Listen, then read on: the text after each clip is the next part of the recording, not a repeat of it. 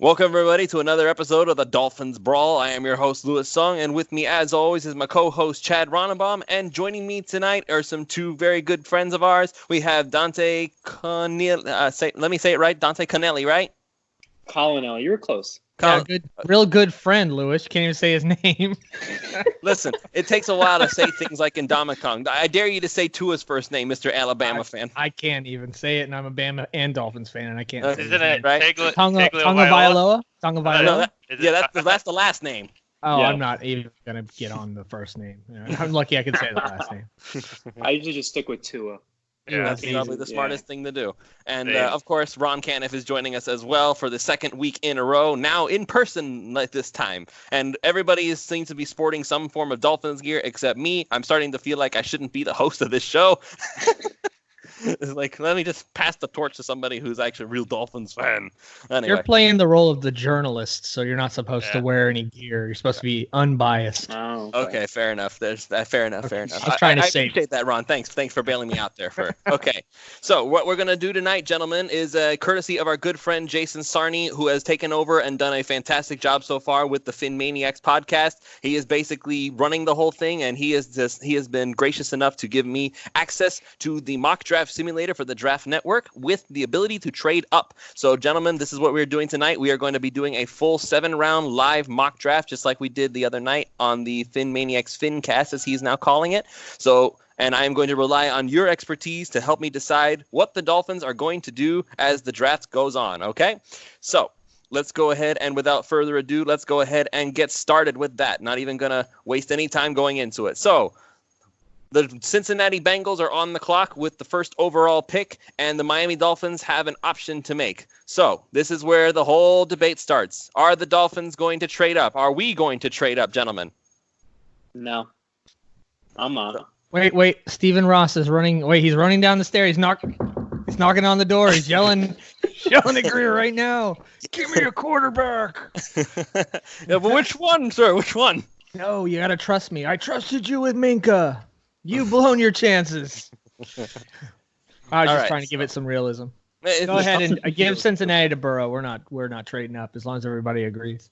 Well, it's a matter of like we're playing the roles of Chris Greer here, us Borgish GMs here. So which one are we going to do it or not? And I'm going to go ahead and start with you, Dante. Why are we going to or not going to trade up to number 1 to get Joe Burrow?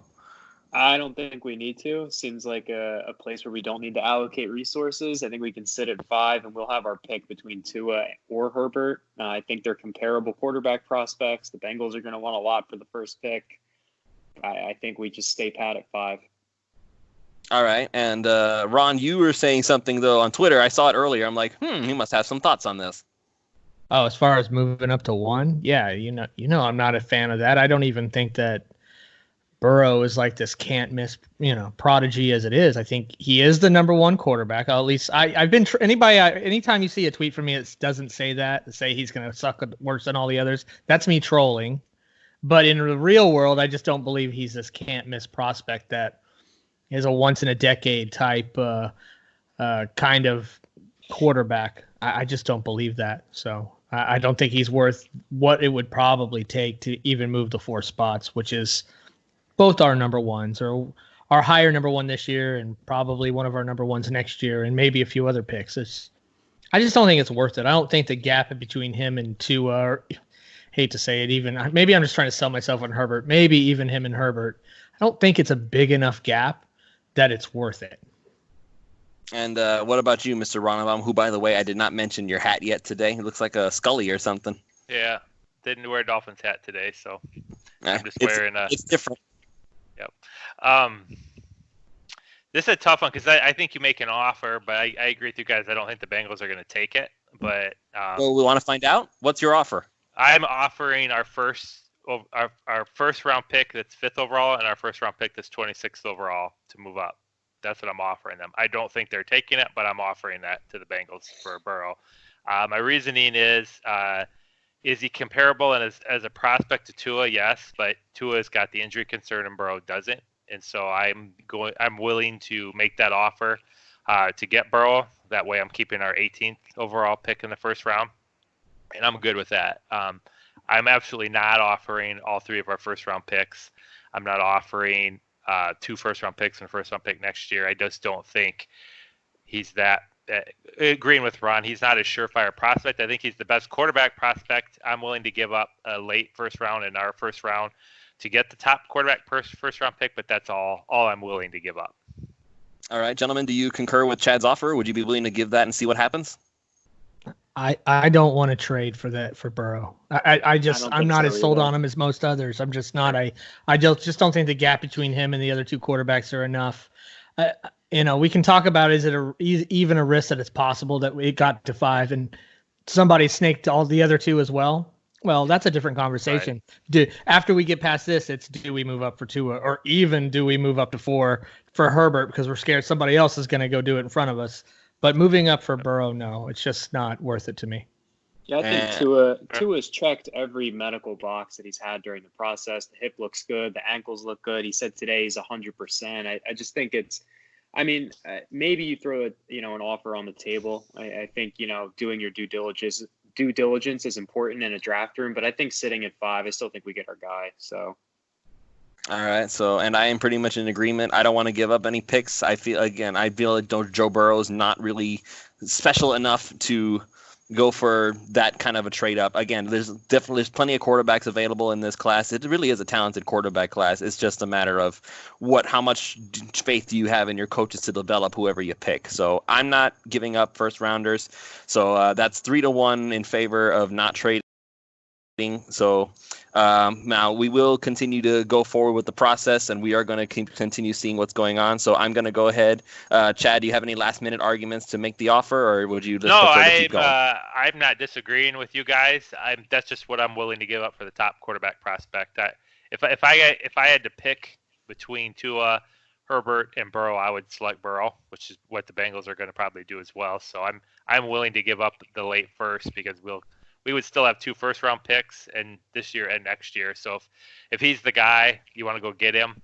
I'm kind of looking at it from the standpoint is I think Chan Gailey is who actually is picking this quarterback. I don't think it's Chris Greer or Brian Flores. Obviously, they got to sign off on it, but this is going to be Chan Gailey's baby. That's who's going to be developing the quarterback. And so you have to picture what quarterback is Chan Gailey going to want to run in his system.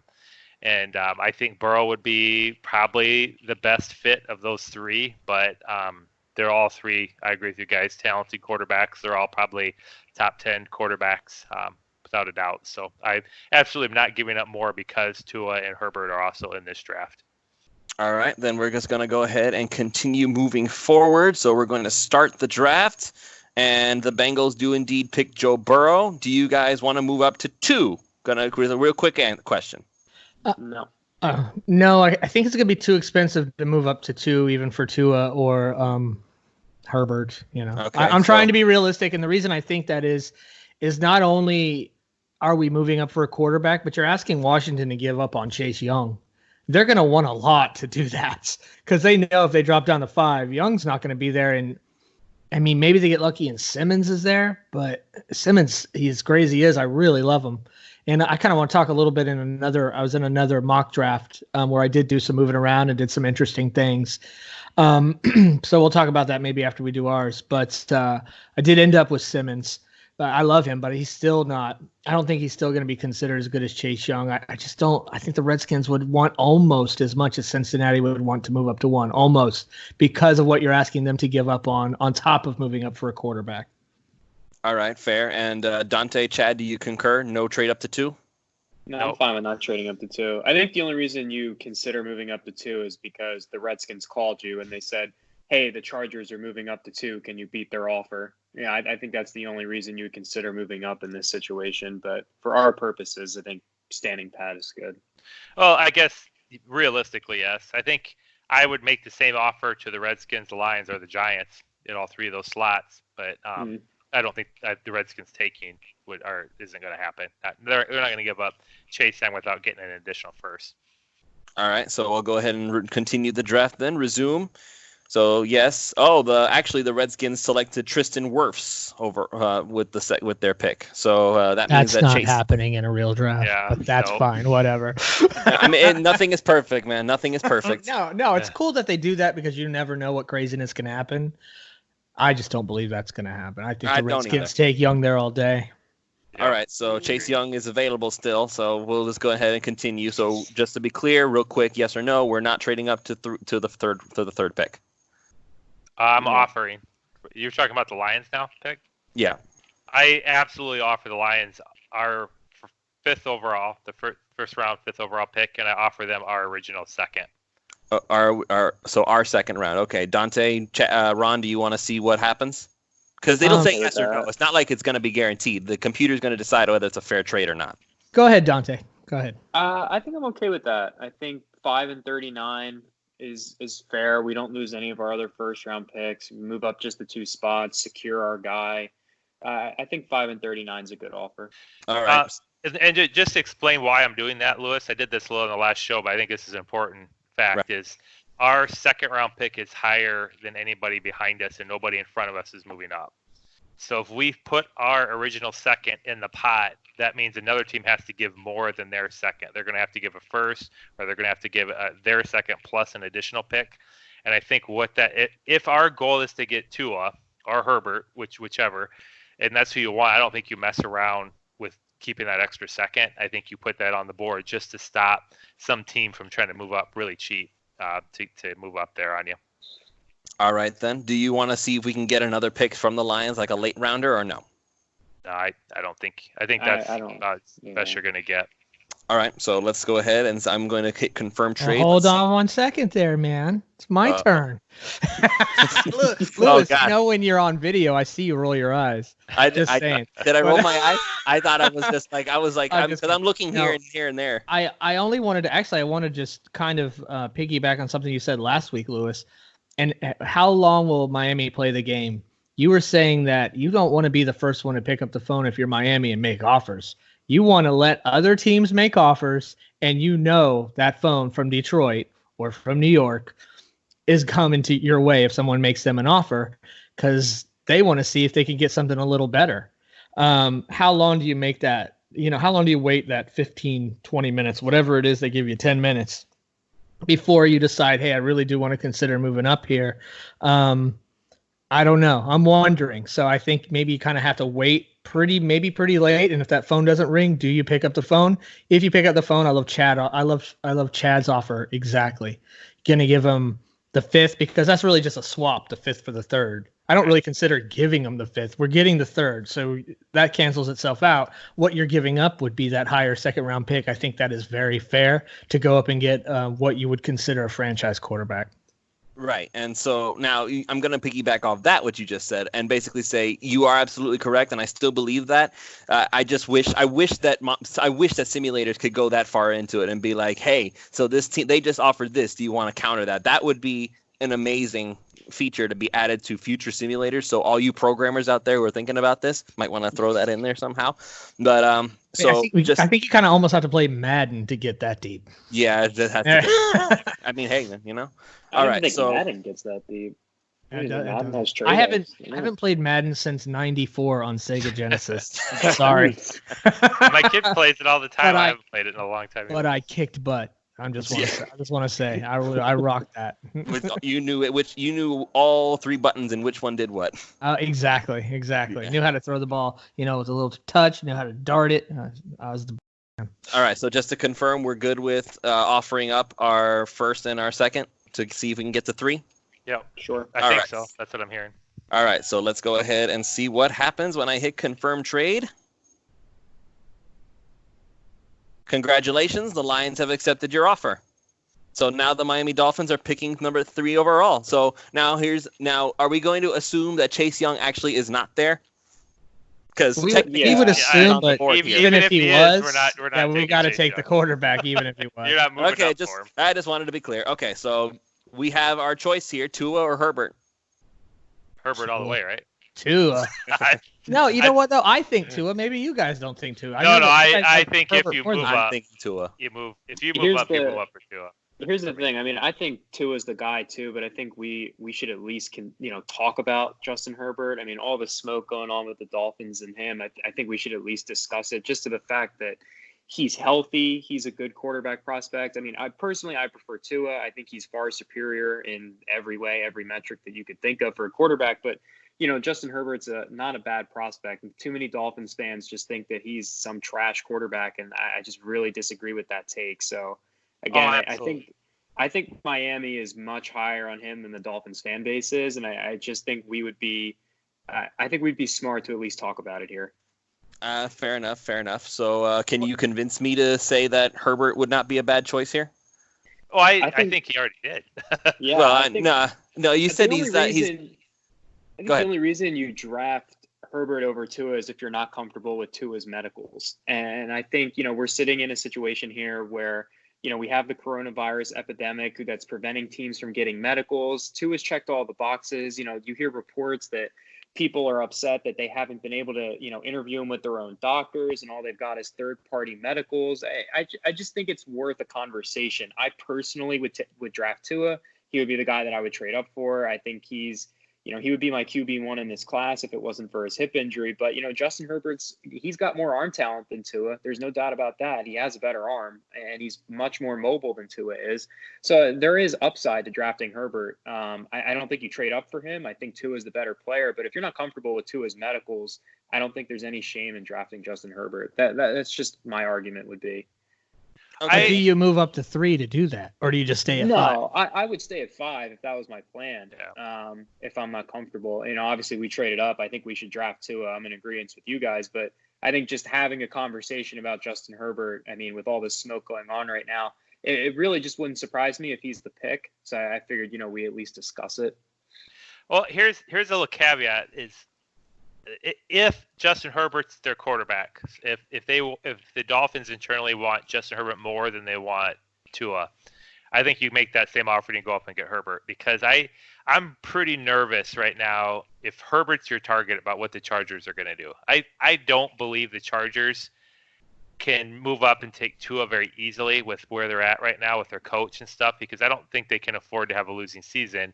But they haven't went and signed. I know for the same reasons you can't see the medicals on Tua, you can't see the medicals on Cam Newton. But the fact is the Chargers are sitting with Tyrod Taylor right now, and they're going into a new stadium and a new city, and they need to get market share, and they need to put somebody on the field right now. And I just don't see them really planning on going into the season with Tyrod Taylor is their plan right now. And Tua won't be playing this year. And so I'm really wondering if the Chargers' plan right now is they want Justin Herbert, and they're waiting to see right now before they do anything with Cam Newton to see what the Dolphins do. Because if the Dolphins draft Tua or they move up for Tua, I don't see anybody jumping up to get Herbert in front of the Chargers at 6. And so if you really, really want Herbert, I don't know that I would sit there at 5 and expect the Chargers not to jump up in front of you, because they need Justin Herbert a lot worse than any other team in the league right now. Because as I've said before, I think Justin Herbert's the only rookie right now I think you could realistically start on opening day of all the rookies right now. And you know what? I'm going to go ahead and say this. We've been hearing all this time about how Dolphins fans are saying if they're passionate about a guy, they need to take whatever it takes to get their guy. And you know what, though? The consensus has always been that it's either Burrow or Tua. Not once have I ever heard somebody say they need to trade up for Herbert. I think if there have been reports that the Dolphins were looking to trade up for Justin Herbert, they would not be saying do whatever it takes. I really don't think so. I think that the prospect and the potential are playing some part in that story. No, I agree. I think everybody's here opinion is Tua is the more talented quarterback, but he has the injury risk, and Dante's absolutely right. Herbert's got the bigger arm. He's got a much bigger body, probably, which would mean he probably has a better potential to stay healthy when he takes hits in the NFL. And he ran an impressive 40. He had a good Senior Bowl. He had a good combine. He had a good bowl game. He's played the most snaps. And so I don't know what's not to like about Justin Herbert, other than he's not flashy. He's not a Tua. He didn't win the national title. He's not left-handed, and so he's not super accurate. At least he hasn't been in college. Relative to Tua and Burrow and stuff, yes, but he also hasn't been on their teams. So that's a hard judgment for me to make, is that he's not accurate or not, or I think I've said this before. I think all 3 of those guys, it's a coin flip on who's going to have the best NFL career. I think they're all talented prospects. For me, if I'm Chris Grier, I go up to get Tua, but the only reason I don't offer any more than my second, and if I get that call that you're talking about, Ron, from the Lions that say, hey, we got another first-round pick in the mix here. Do you guys want to give up your 26? I'm going to say, you know what? We're just going to sit in 5 and take Herbert. I'd feel comfortable doing that. That's what he is to me right now is you really don't have to trade up the farm to go get Tua. Because I'd be pretty happy personally. I know the fan base, maybe the majority would be unhappy. No, they would implode. Yeah, but it would be really bad. Personally, I wouldn't be that upset. And for me, this is we're talking about the plan B right now. And those are both really good plan Bs, whether it's Tua or Burrow. But to me, this team's going to be quarterbacked, hopefully, this year, if there is a year. This team's going to be quarterbacked by Rosen and Fitzpatrick. And I think Rosen is going to end up playing a significant part of the season just because of Fitzpatrick's age and the way he plays. It wouldn't shock me at all if he ends up getting hurt. And Rosen plays a lot of downs. And so to me, those are our quarterbacks right now. And whether it's Tua or Herbert, those are the guys that are the plan B for 2021.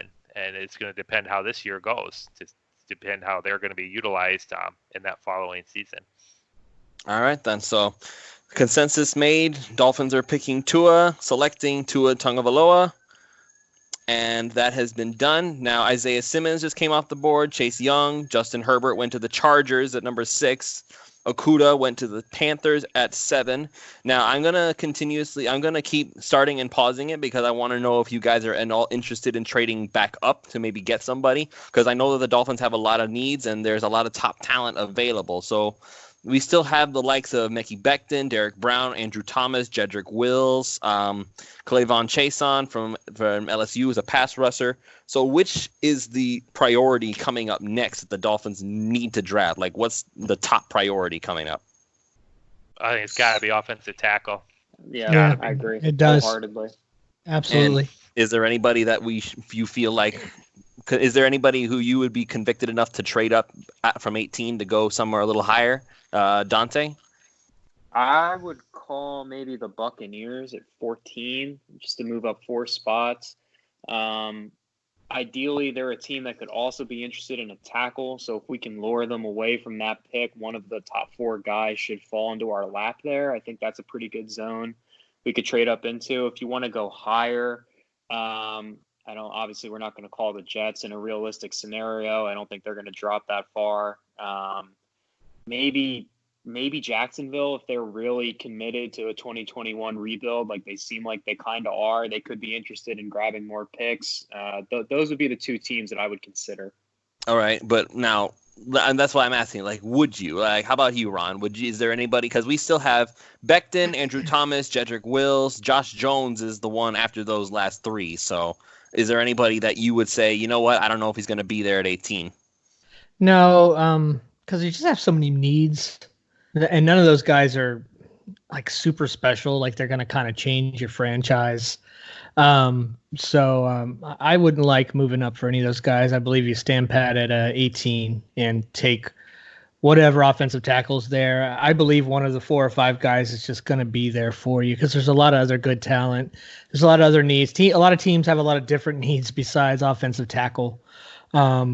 I believe we just stand put, not give any picks up at this point. We already have given up that high second for Tua, so I don't love moving up at this point for anyone because no one's really going to change a franchise at this point, in my opinion. That's left. There's no one left that's super special. Just a lot of great players, but no one special. All right, and Chad, the reason I keep asking is because, remember, the Dolphins now have like 12 picks because we used up 2 of them already. So now the Dolphins have a bunch of picks. There's no way where you can realistically draft all that many players, which is why we have so much room to like move up and use picks. So that's why I keep asking, is there somebody you would like to trade up for? Maybe in the later rounds there's somebody on the board that you really want to look at. So right now, what are you at again? Are you at 7 or 8? What pick are we on? I keep pausing it. So I am going right now. We are at pick number 8. We are 10 picks away. Right. Is the consensus here that we're gonna just go ahead and go all the way to 18 and see what happens? At this point I am, because I don't know where the rank. I would assume Becton would be the highest rated tackle on the board, but currently yes. Mekhi Becton is number 8 overall. And Andrew Thomas is 10. Jedrick Wills is right behind him at 11. And after those 3, the next one, according to the Draft Network, is Josh Jones, and that's another 20 spots in overall prospect. I'm sitting still right now just to see how the draft board falls because there's 4 of them in the mix, and what I'm probably going to do is maybe consider moving up from 26 if I can get 2 of those guys. If it's depending on how they fall, probably not going to be available, but I'm just going to sit still right now at where we're at in the draft because the further up we got to go, the more expensive it's going to be, and I don't think I have Becton high enough compared to the other tackle prospects. Like Ron's saying, is one of those guys a significant change over the other one, and so I'm just waiting right now because I don't want to give up all that much to move up for somebody right now. All right, so I'll go ahead and resume the draft here. So here we go. So Mickey Becton gone, Derek Brown, Andrew Thomas, Jedrick Wills. Okay, so all 3 guys just went right off the board. Right. So what are we at now for pick number? So we're at pick 13 for the 49ers. We have, now as far as offensive tackle goes, we have Josh Jones. We have Ezra Cleveland behind him, Austin Jackson, Lucas Niang, and then Prince Tega Wanagho. So now let's talk about Josh Jones a little bit. So Dante, this is where you come in. You're our draft expert here. So is he even worth a first rounder in your estimation? I don't have him ranked in the first round, but again, like I rank in a bubble, so I'm not considering things like positional value or, draft position. I think Josh Jones is a late first round pick. I don't think, in our situation here, I don't think we need to trade up from 18 to get him.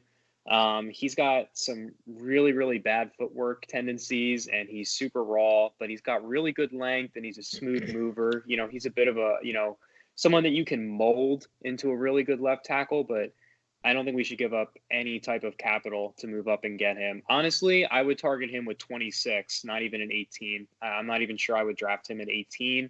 That's just my personal opinion. I think that taking him inside the top 20 is a fairly big reach. And that's not to say I dislike him as a prospect. I just think you're going to have to coach him up. I don't know if he's game ready. I mean, he's coming from Houston. They ran a lot of quick sets. He's not asked, to really drop back into his set and set his anchor too much. So, there's a lot of coaching that needs to go on with Jones. He's a tools guy, and that makes me wary in the top 20. All right, fair enough. You two concur? I concur. Yes. All right, so we're going to keep on going here. So just for the record, Henry Ruggs III went to Oakland with the numbers with 12th pick. That sounds right. Yeah, that's perfect. That sounds definitely right. All right, there. So now the Dolphins are 18. The last few picks that were just now were CeeDee Lamb to the 49ers and DeAndre Swift to the Bucks, Jerry Jeudy to the Broncos, Clavon Chason went to the Falcons, CJ Henderson, a cornerback, went to the Cowboys. So now this leaves for the Dolphins. So we have an interior. So Xavier McKinney's on the board from Alabama. He's a safety. Javon Kinlaw from South Carolina, interior defensive lineman. We have Grant Delpit from LSU. He's available. And, of course, we have J.K. Dobbins as well. And also we have a couple corners, Jeff Gladney, Christian Fulton. Jordan Love's available, but I don't think we have to worry about that so much. I love McKinney here myself. Yeah, I feel like that's the pick. That the other offensive tackles it's too soon. I think we could, like you said, we could get him at 26. Some of these offensive tackles that are left. I think McKinney is the pick here. Yeah, I'm. If you're going to take best player, clearly we could still use a safety in that defense. McKinney's a really good player. I might entertain a trade down. I don't know if we can do that with the software, but we can trade down. Yeah, we can trade up. We can trade down. If we had a reasonable offer to trade down a little bit into the first, I might consider that, depending on, because I like Winfield a lot too. But if we're not trading down, I'm with Ron. You just take McKinney here. It fits in our defense. I think our defense is starting to really come together to be something special, and McKinney would just fit right in. All right, Dante. So would you want to stand pat and pick McKinney or something, or would you like to entertain Chad's idea of trading down? I think McKinney is a good pick here. It's hard to argue with someone as versatile as he is in this system, and the way Brian Flores coaches up defensive players, and the way Nick Saban talks about Xavier McKinney. It's hard for me to pass that up at 18. 18 is kind of weird. It's like no man's land. You're just kind of sitting there waiting to see who falls to you. And I think I would maybe even entertain Javon Kinlaw, just because for me personally, he's the best player on the board. I have him ranked ahead of McKinney, but I think for the Dolphins, McKinney should be the pick just because we have such a big need at safety and the players are comparable. So. Yeah, and you're getting a guy I think you can start on opening day. You're starting to get into that point into the draft where somebody's either they're really talented, but it didn't transfer on the field, or they were good on the field, but they weren't that great on combine numbers. As you start to go into that back of the first round, McKinney's that's one of the top safeties in this draft, so that's hard to pass up at 18. All right. I think he should be the pick. Okay, so, and Ron said McKinney too, like first thing he said was McKinney, so let's go ahead and make that pick. So Xavier McKinney to the Dolphins at 18. All right, we're having a Bama draft. Let's just draft Bama. All right, so just to be clear, we're going all the way to 26, which we just did, so that's done.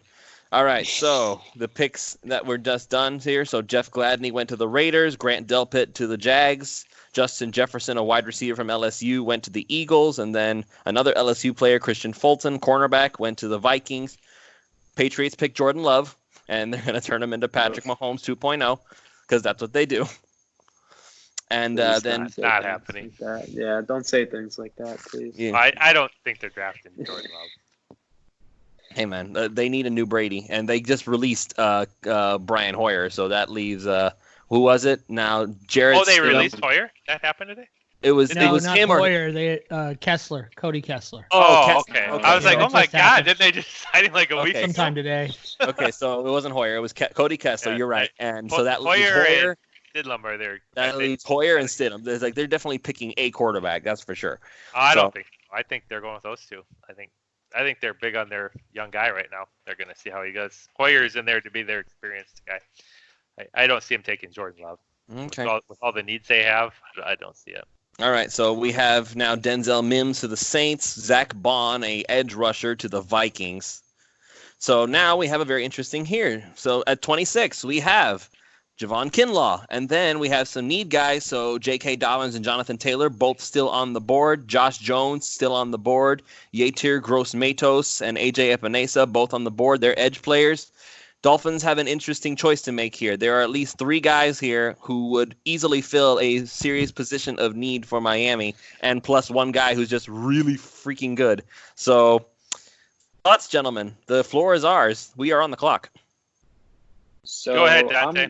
I'm going to argue for Javon Kinlaw here. I just think he is far and away the best player on the board. I mean, for reference, he's my 14th overall player this year, and we're getting into like my 40s with some of the other guys. I just think, again, I know defensive tackle is not the biggest position of need, but Kinlaw's really good, man. He's super long. He's quick in the middle. He's really a special talent, I think. I likened him to Chris Jones from Kansas City. I think that's his type of projection as an interior pass rusher. I understand the tackle need is huge, but I think there's depth we can tap into at the bottom in the second round, maybe. And, you know, again, you still have to look at this. I always like to look at Dolphins rebuilds as a 2-year approach. There's always next year. We have a ton of picks next year, too. I just have a hard time passing on a talent like Javon Kinlaw this late in the first round. I think honestly, I think it's a gift that's fallen into our laps. So I'd love to hear what you guys think, though. I'm not opposed to it. I think if we made those 2 moves, if you get McKinney and Kinlaw both, I think we have a complete defense right now. And in this league, if we had a defense of that caliber, I think we would still be a very competitive team. You know, obviously we're going to need offensive tackles still, but I mean, getting a immediate stud D tackle, Kinlaw, you're like probably the top 2 or 3 D tackles in the draft. Getting that along with the safety, that's coming in. You're getting your quarterback of the future. You're getting a really high end safety and a really high end D tackle. And that's really all we need right now on this defense with after free agency here. That would be easily, in my opinion, a top 10 defense with Brian Flores running it. So I figure the talent's there. Go get it. And Ron? See, this is why I've complained and I've tweeted so much about I hate that we did nothing with tackle in the free agency so far. I hate it because now you're sitting in a situation, well, do we pass on a guy like Kinlaw? I mean, he might be a top 10 guy sitting there at 26. It's ridiculous. It probably wouldn't happen in the regular draft. That guy's probably not sitting there. However, was supposed to go in the 10th or 11th, rather. At 18 and at 26, you're going to be drafting tackles and giving up on some good talent to do that. And I hate that we're forced to do that. Now, I wouldn't, because I'm dreaming of this defense right now and what we already had, what we signed in the offseason. In our draft, we just drafted McKinney, and now we're looking at Kinlaw. I take that pick, and you just go find some guys to fill those tackle spots. It's not going to be beautiful. It's not going to be pretty. And and like you said, it's not a 1-year rebuild anyway. It's a 2-year rebuild at least. So the offensive line just isn't going to be set yet because you can't pass on a guy like Kinlaw. I say that would be the pick if we were in this situation. But we're kind of – I don't know if Miami's going to do that. I wonder if they've just forced themselves into this corner of having to draft at least one tackle, where obviously we are not doing that right now in the first round. Or we're just not. You still – I mean, Josh Jones is still on the board. Jackson, he's still on the board, right? These tackles. Which one? Jackson? Yeah. So let me sing. Hold on. Austin Jackson. Okay, that's what you meant. Yeah, that's what I'm thinking of. Austin Jackson, Josh Jones. Ezra Cleveland from Boise State. He's a second rounder. I mean, he's a second rounder. Yeah, but here's where you use your picks right now. And so if you get into the second round now, here's where I start getting rid of that capital of these mid-round picks, because I'm going to go after these tackles now in the second round. So I'm going to start trading off. And we can go there through the simulator. Maybe I'm jumping ahead, but this is where I'm trading off 4th and 5th, 6th round picks right now to move up into the second round. All right. And so we want Kinlaw. Now, here's a question for you.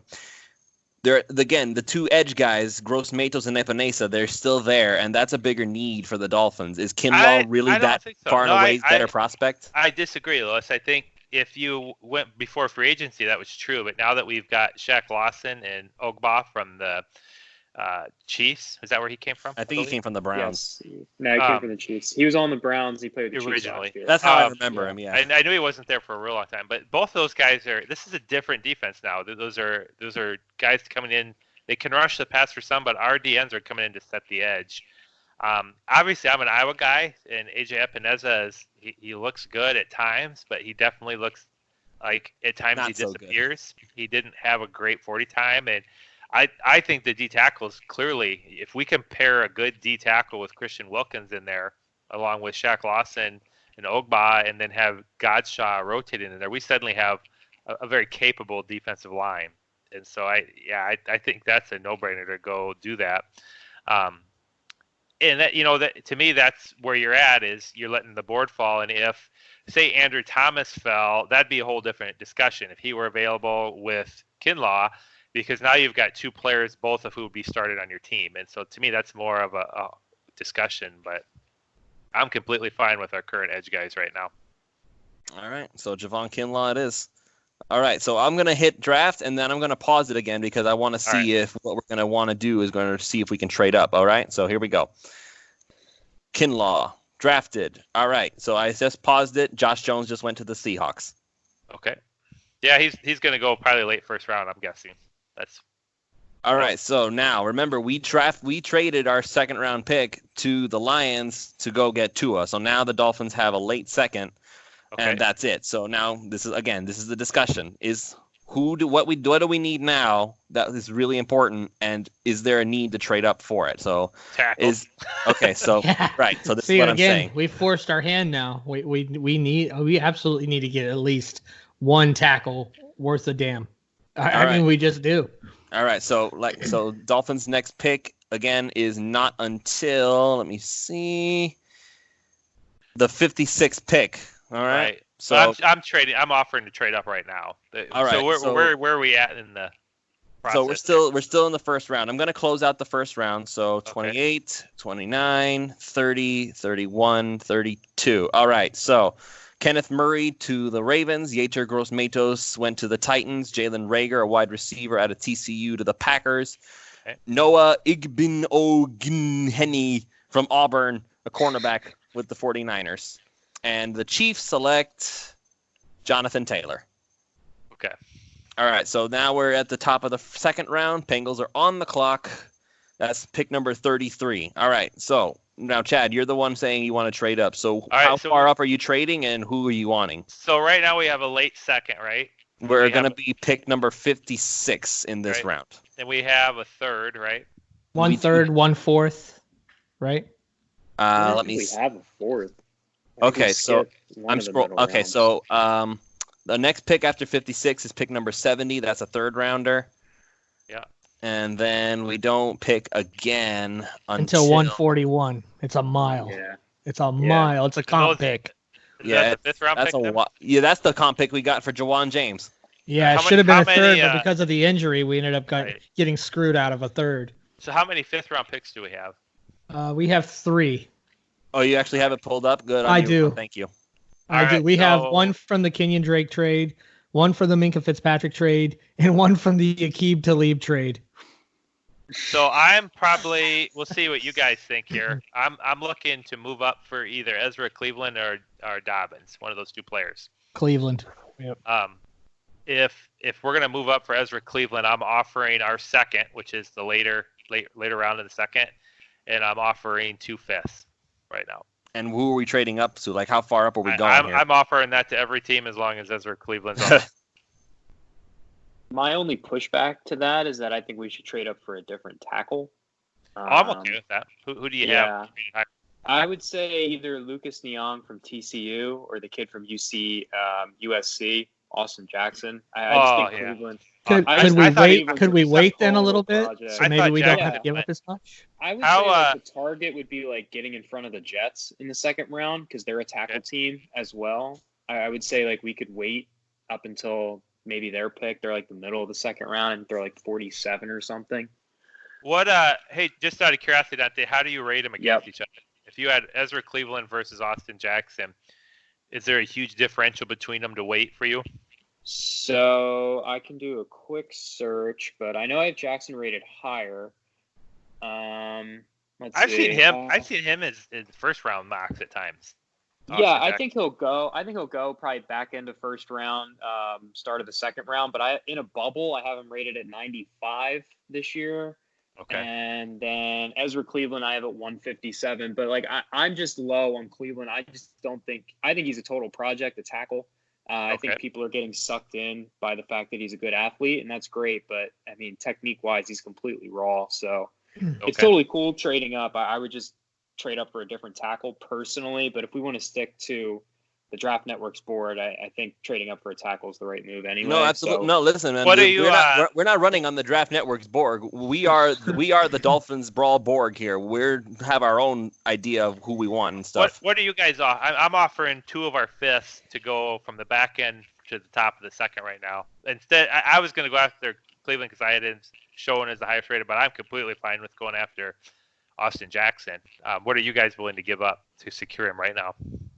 Well, I like the idea of going right before the Jets and seeing what's there to take because I don't think we have to give up as much as we were thinking to do that. Right, but are you guys worried that Austin Jackson's rated high enough that somebody's just going to take him as BPA? Like we don't have a tackle right now yet. I just hate giving up our second round and 2 5ths. It feels like a lot. Am I way off? I mean, can we get ourselves a good running back in the third? We'd still have our third, but my issue is 5th round picks are so frequently don't even make the team, and they're special teams players, so the talent drop off by the time you get to the 5th is pretty high. And so giving up 2 5ths to get a starting tackle to me is well worth it. It just depends. Like I said, if Ezra Cleveland, like Dante's described him as a project, if that's true, can you actually start him on opening day versus Austin Jackson? Because we still don't have a starting offensive tackle on our team per se. And granted, Eric Flowers can play tackle, and no, he can't. He really can't. He can't play tackle. What about offering our third? What about right here? We offer our third and 2 5ths. Why don't we start with that? To go right now and try and get Austin, our third and 2 5ths. If they'll take it, I'm all for it. Hey, well, you know what? He can throw it in and see. See what, they say no, they say no, right? Right, exactly. It's not like, oh yeah, we're gonna trade and it's gonna say yes. No, the computer's gonna be like, and we'll see what happens. Okay. All right. Sure. So now you said in front of the Jets. So the first one in front of the Jets, that's pick 47, the Falcons. Well, I thought we were talking about going ahead and doing it right now? That we didn't want to wait. That the that's what I'm saying. Talent gap was big enough. We were going to do it right now. I can trade with I can offer a trade to the Falcons right now. Let's do it. That's one's Third in and front of 2/5. the Jets. Let's see what they They'll say. take that. Hell This yeah. is exciting. Let's do a podcast every night and just do different scenarios. All right, We'll just bring this all the way to the draft. so that's the third rounder. So that's pick number 70 overall, and then Yes. 2/5. So we have 153, 154, and 173. So what are we giving up? I'd say the first one and the last one. Yeah, I go don't for know it. that it 153 and 173. Now I think we're really treading water here, but let's just see what happens. Yeah, man, all these things are going to be things that Chris Greer and Flores are going to These are have the to think about. conversations that they're having, except they're probably having them a lot smarter than us, I hope. Oh, God. Help us if this is what it sounds like. Dante, you concur or no?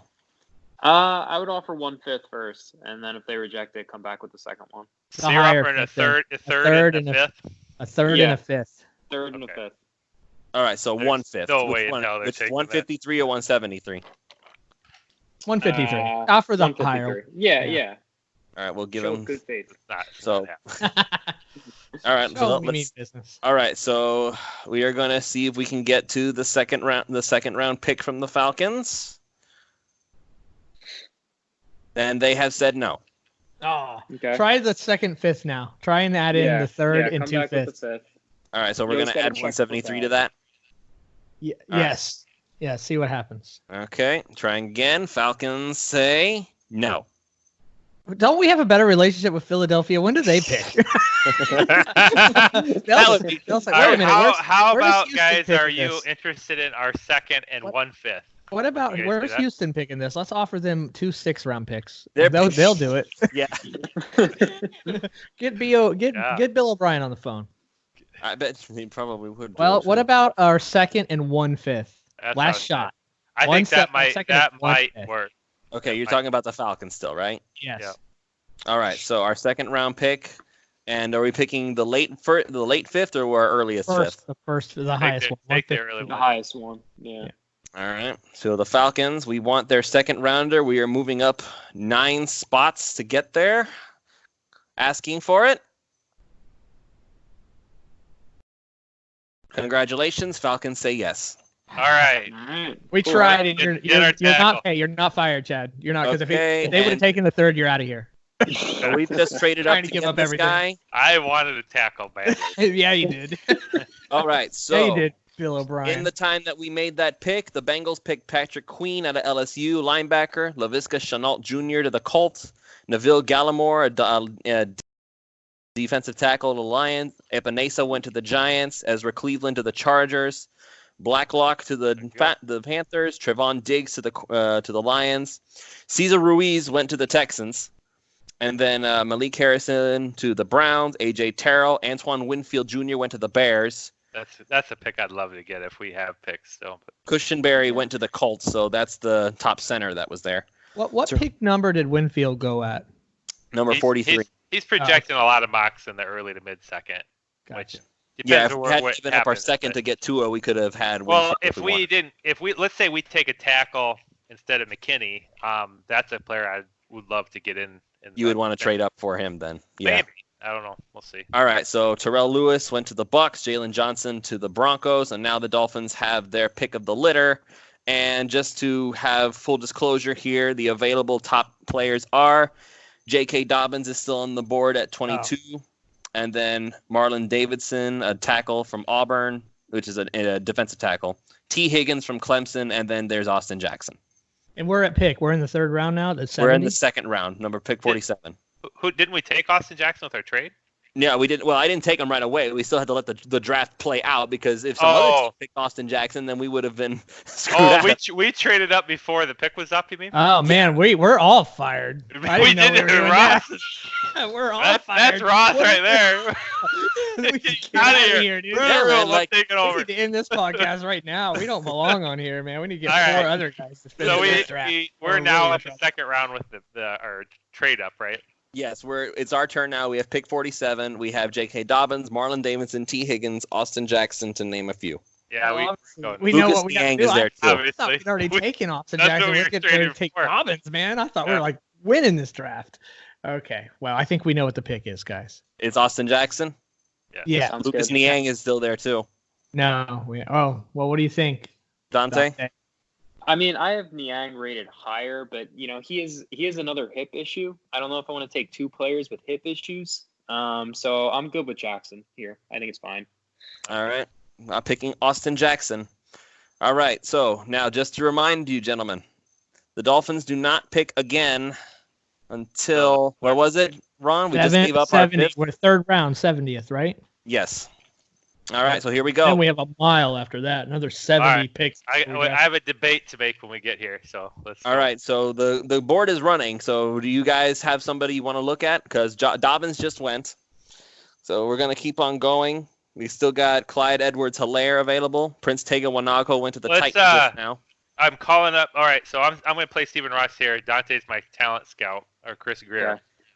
Dante, do we have an offensive tackle in this draft you'd feel good about drafting in the 3rd round? All right, so just to be clear, available now we have Isaiah Wilson out of Georgia, Matthew Pert out of UConn, Sadiq Charles, LSU, Ben Barch, St. John, Hakeem Adeniji, Kansas, Terrence Steele, Texas Tech. These are all Jack the offensive Driscoll, tackles? Auburn. Yeah, these are all tackles. All right, so here's my question for you guys when we get to our 3rd round pick. Which is 2 picks away now. Clyde Edwards-Helaire just went, by the way. Is there any offensive tackle on the board you guys feel good about versus calling up the Redskins right now and offering them our 3rd round pick for Trent Williams?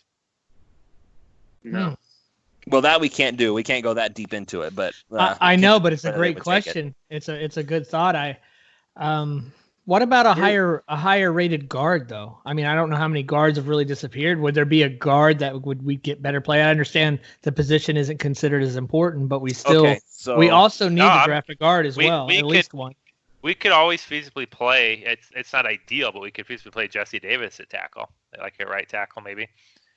Right. I think we're going to end up picking up some kind of free agent. I just don't think it's going to be Trent Williams, just simply because. And I know he's not free agent, but just simply because that's not what we've done. We haven't gone and we haven't filled any holes with 2, 3-year, 30-year-old vets. We just have not gone down that road. That's the Adam Gase road. I got to win now. Once you get to the 3rd round, Trent Williams is probably going to be the best available tackle.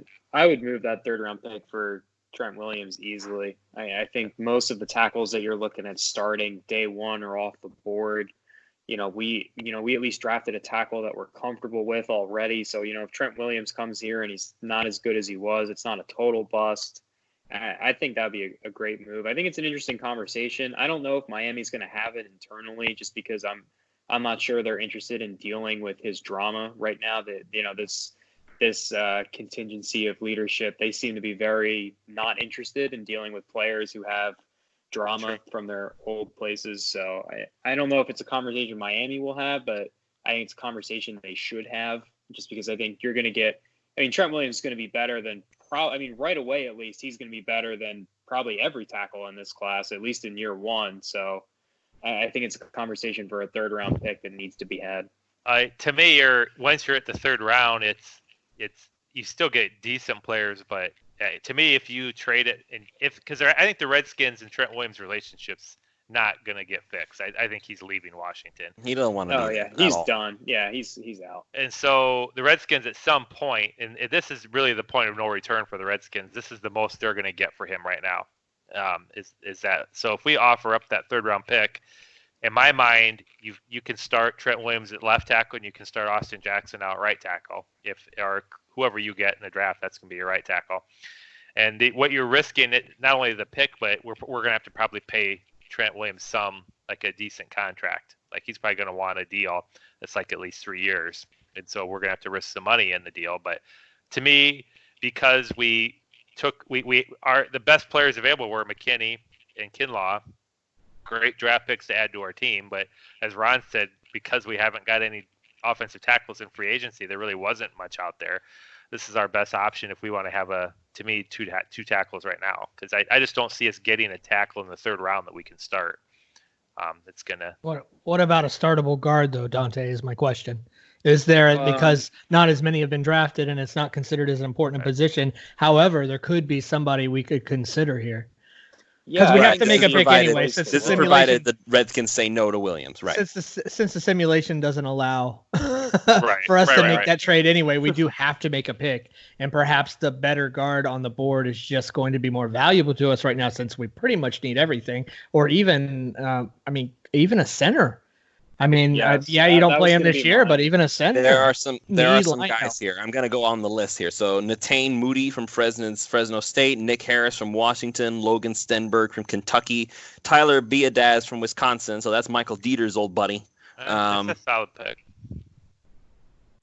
I'm not opposed to taking best interior lineman on the board. I don't have an opinion of who that is. What are the running backs still on the board? Yeah, that's what I was wondering. I was about to ask that last question. We've got Dobbins, probably the highest rated, right? Cam Akers, Eno Benjamin, Antonio Gibson, Zach Moss, Anthony McFarland, then A.J. Dillon. Oh, Dobbins went up. I would draft Cam Akers right now. I think he's a higher impact player than any interior offensive lineman still on the board. This is a team that was led by Ryan Fitzpatrick in rushing. I know they signed Jordan Howard, but he's banged up a lot. He got, Miles Sanders replaced him last year in Philly, and Miles Sanders is a dynamic player, though. I know Jordan Howard was one of the best running backs. We didn't discuss Jordan. This is actually a good chance. We didn't discuss Jordan Howard at all last week on the show. So Jordan Howard's a ground and pound guy. He's totally not skipped the Thunder. We need lightning. He was one of the best running backs in the league 2 years ago. Guys, he's only 25 years old. I think we got a better value there than most people think. I'm not saying we'd run with him. I love the idea of drafting Akers, by the way. This isn't a no, we shouldn't draft Akers conversation. This is people are completely dismissing this Howard pickup. So much so that I even forgot to mention it. And then as I started digging into it more, I'm like, this guy's only 25 years old. I remember, I'm a fantasy guy. I remember this guy was like a first round fantasy pick just 2 years ago. The guy is a talented guy. He's just 4 years. Yeah. Last 4 years statistically. If he can get past the injuries, and Miles Sanders is a dynamic player, and he fit that Philadelphia offense a little bit better. And I think that's the reason why you saw Miles Sanders. When you see a guy who's just simply talented, period, in a story, it doesn't matter who else is on the field, unless it's a quarterback, that's better than him. That guy's going to get in there and he's going to get snaps. He's going to play at any other position besides quarterback because you can play multiple ones. So I don't look at it as a negative that Sanders was getting that play because of how, and Howard sucks. I just think that if we did go Akers, I think Akers and Howard would be a sweet change in this running back room for sure, because right now it's just, yes, we have Howard, but even before Howard, it was unacceptable. What was going on with running back last year was ridiculous, especially once we traded Drake. So I'm all for going for a more talented, dynamic player that can make plays because, again, I hate where we forced ourselves into this. We have to draft 3-4 linemen through this draft, and we got to get at least 2 starters. I think we're just going to have to suffer at line a little bit this year if we don't want to pass on talented players throughout this draft. Yeah, I didn't want it to sound like I was, disparaging Jordan Howard. I just think he's not the long-term option at the position. I think all of us can agree on that, despite, he's just been banged up. And I think, passing on a player like Akers here with Howard's injury history, and Akers is a good complement to Howard as well. He's a much better pass catcher. He's got more speed. I think those two guys would really work off each other nicely. Something against Howard. I just think, drafting Akers here, I think is not only BPA, but also still a position of need. I'm absolutely fine with that because I assuming it's going to be somewhat like what the Patriots like to do. Obviously, with Chan Gailey, it's going to be different, but Jordan Howard is not a great receiving threat. To me, if I'm comparing him to Patriots, he's more of the LeGarrette Blount type, the way you're going to use him. He's the Thunder. We need lightning. Yeah. And so Akers would be like your Deion Lewis, per se, that type of a player. All right. So makes complete sense. Cam Akers is the pick. Our line sucks. It's still not. Hey, we got one guy who's with Flowers at guard. You got Davis at guard. You've got Karras now at center as a veteran. We've picked up Austin Jackson as a tackle. We almost got all fired for that move because he was still there. But yes. And honestly, Ron, you have to. It's all Lewis. It's all Lewis's fault. He didn't communicate. And honestly, Trent Williams is still, again, if assuming that they're interested in trying to work with him, you still got next year's draft picks. I still think Washington at some point has to take whatever they can get for Trent Williams. And so Miami could easily trade their 3rd round pick next year or something, or their 2nd round pick next year if they really want to make a move. Because you have time to get that back somewhere. Well, they have 2 first-round picks next year, so it's Yeah. not like they're struggling next year if they give up a second or third. But Hopefully Houston struggles this year with no nuke to help them out. Yeah, we really need them to just trade away Deshaun Watson. Just trade him away so they can completely I would stink. give Have a up top 2 5 first pick. rounders for Deshaun Watson. Yeah. No lie. I would give that up for Deshaun Watson right Deshaun Watson is a stud, a proven stud. They're I would not do it trading. in a second. I know they're not going to trade him, but I know they're not going All to trade. I'm just saying I'd do it in a second. It wouldn't even be a hesitation to me to give up 2 first rounders for Watson. I'm pretty happy right now, though, because we've got, with bringing on Akers, that's kind of our running back is pretty well set, our running back position. So drafting Cam Akers from Florida State now. Boop. And now we got to wait until the 5th. Is that right? Unless you want to trade up. What's next, Ron? Oh, no, we have a fourth. We have a 4th round comp. We have a 4th, yeah. Oh, we have a 4th round comp. So we have a 4th and a 5th yet. I say we just we have a 4th and 2 5ths, right? Because didn't we just trade our second? You're right. You're right. Yeah, see, there we go. Because we were being stingy and offered him 5 different trades. All right, we have 6 and 7s just hanging around. All right, I'm looking at Dante again. I'm Stephen Ross. Dante, right. Yes, we've got a 4th and a 5th for trade capital. Is there anybody we need to go after right now? We got to get rid of some of those 7s. If we're gonna trade up, I want to get rid of those late rounders. They're not even valuable though. They're just not valuable. They're undrafted free agents. Right. Well, to me, we have so many extra picks in the back end. I want to package those up. Who's still on the board right now?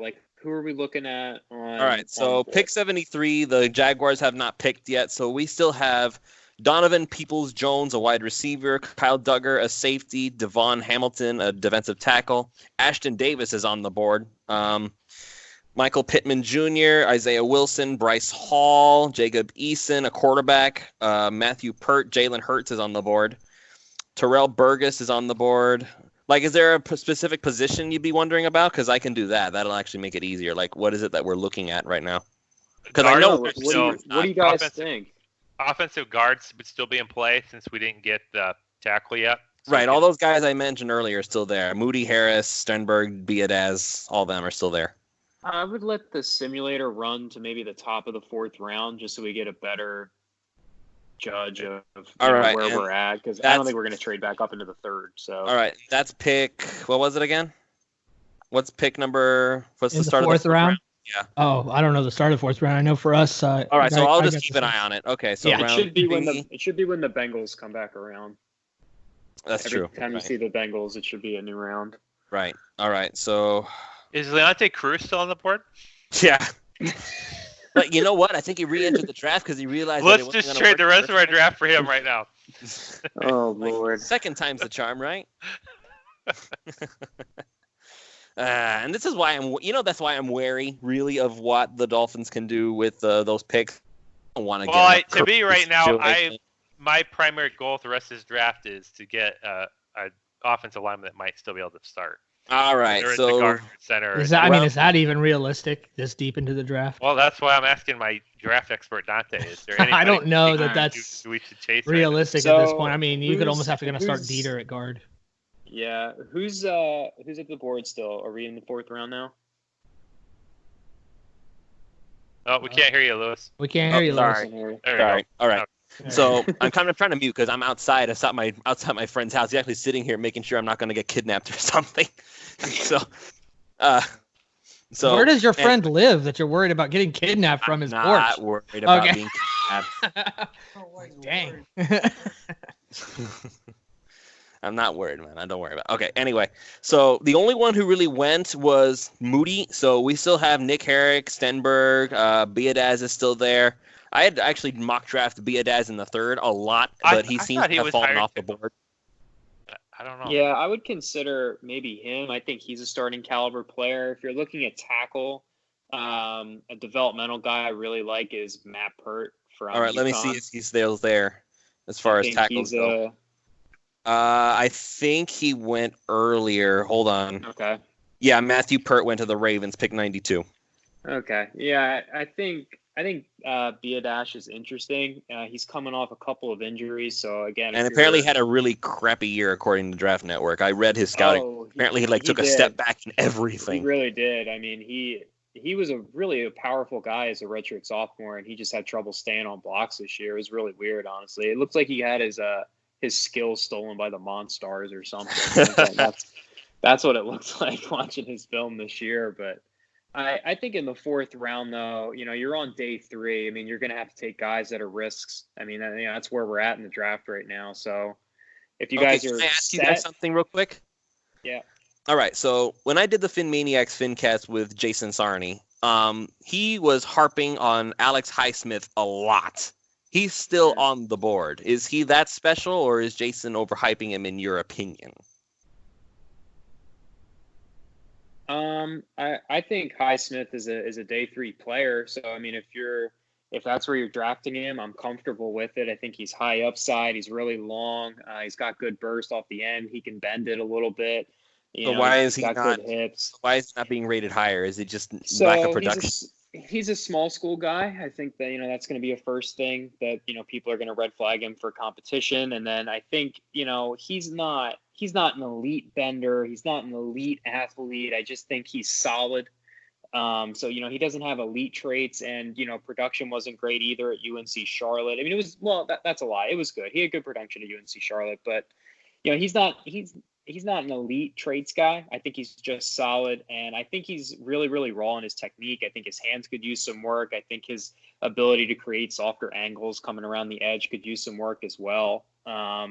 He's got a little bit of a ways to go there, but I mean, on day 3, I think it's a good pick. I mean, again, on day 3, you're going to be taking guys that are risks. That's just how the draft works. So it depends on how comfortable are you with that player's floor. Highsmith is probably an appealing guy based off, what I saw. But here's I think the question, if you're talking about Highsmith for the Dolphins, is he going to beat out Taco Charlton and Charles Harris? Now, I jokes aside, I know those guys aren't considered high-end guys, but that's your point, though, right, Chad? Yeah, exactly. That's the point. That's the point. Exactly. It's like not jokes aside. It's dead honest. If he can't beat those 2 out, is he going to make the team?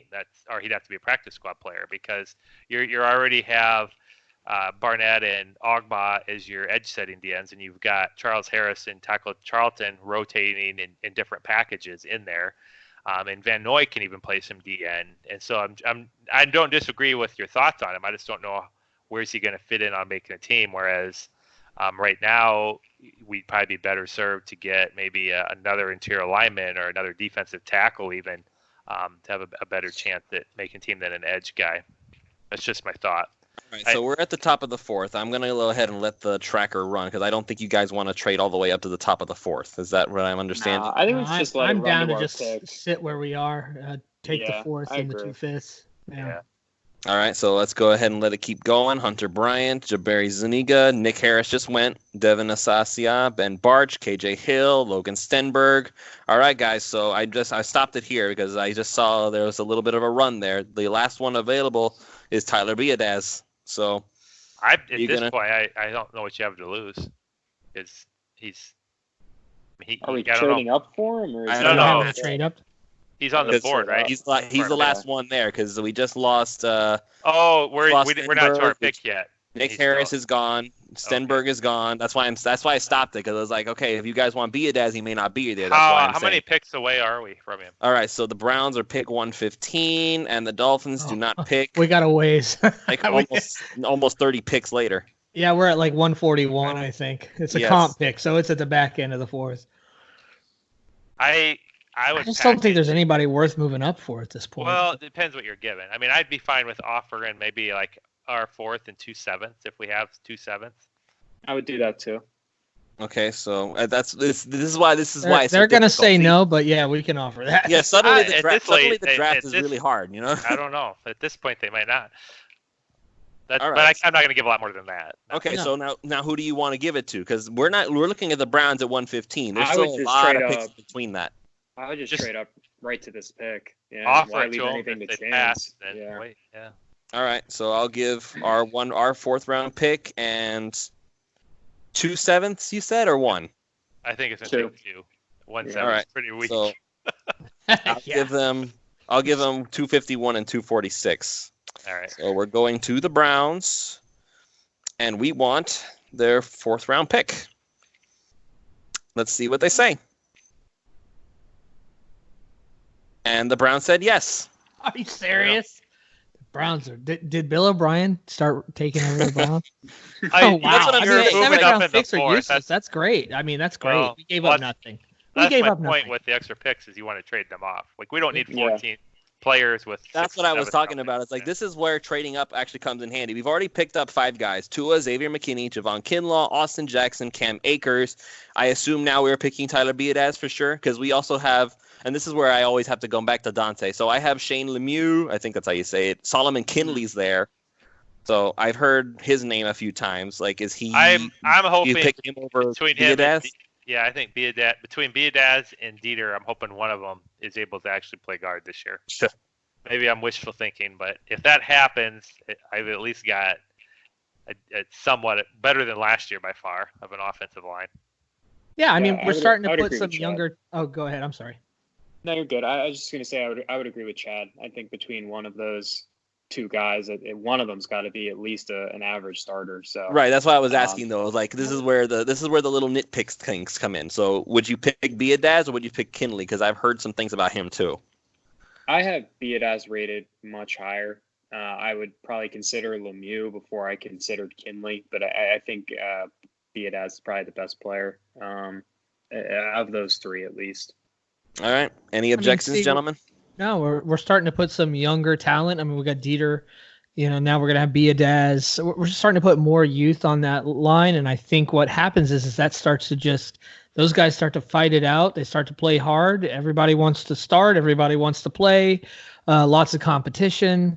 Even though we may look at it as a bunch of questionable guys, it's still a lot of competition. And I just think this is how you do it. I'd so much rather do it than going and getting 30-year-old tackles, although we may not have a choice in the matter just to fill the spot. It's not bad to have one Brandon Albert guy just to hold the fort down, okay? That's what I'm saying. Yeah, I feel so burnt on that because we saw so much of that with Gase. We even saw it with Philbin. Just so much of that filling spots with these 35-year-old 1- and 2-year vets. And we were supposed to be happy about it, and it just never. Well, never worked when you do it too much. I get that one player isn't too much, but it just never worked.